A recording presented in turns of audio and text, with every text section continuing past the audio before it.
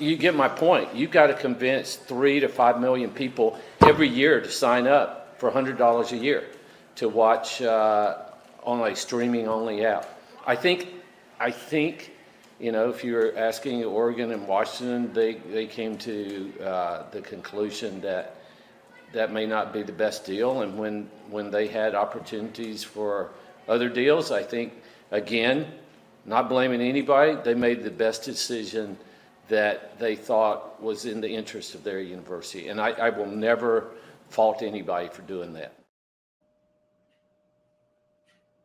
That to me hits the nail on the head right here. When you look at the Big 12, you have stability in place right there. You have a linear deal right there, obviously, with ESPN and Fox, and you also have the 31.7 guaranteed right there.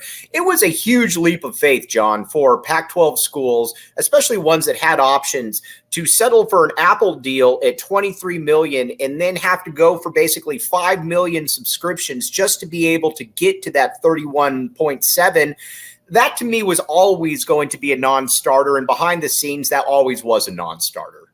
Yeah, and I think what the MLS number is, like they have like 1 point something million right now. So I mean, thinking that you were going to significantly outduel them. I mean, again, seeing some of the reporting saying that Kliavkoff was saying, "Hey, think big." This could get up to 50 million. Again, they're back to that like $50 million number, which I think got them into trouble from the beginning.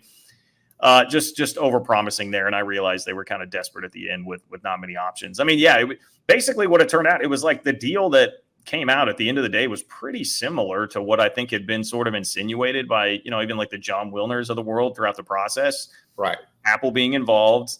We started to hear a lot of smoke about,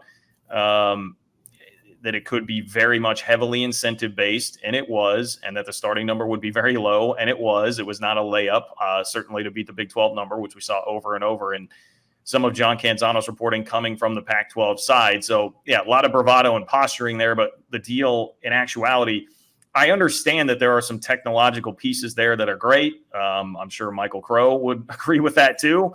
But at the end of the day, like, you can't be sending your student athletes or whoever it is essentially door to door selling. My analogy, I like the Girl Scout analogy. My analogy was like George Kliavkoff going around like he's selling Cutco knives or something. I mean, like, you can't be doing that if you are, yes, a school with options to come join a league like the Big 12 with $32 million a year out there, or even Oregon and Washington, if it's going to be basically the same money. Just the stability of the Big 10 and the stability of that money was not something I think anybody ultimately could have turned down. So yeah, everybody here certainly acted in their best interest.